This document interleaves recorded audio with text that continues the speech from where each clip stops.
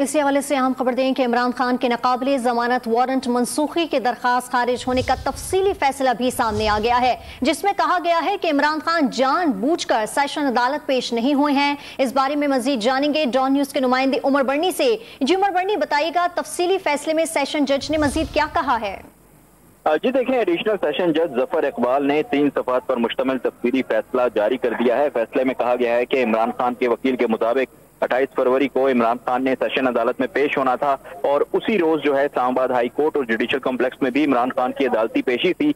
इमरान खान के वकील के मुताबिक इमरान खान अदालत में अदम पेशी का सोच भी नहीं सकते। इमरान खान के वकील ने कहा कि इमरान खान की जान को खतरा है, एक कातलाना हमला भी हो चुका है।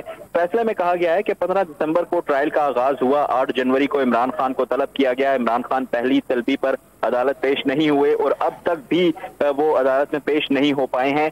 इमरान खान की पेशी पर इस्तिस्ना की दरख्वास्त मंजूर की गई।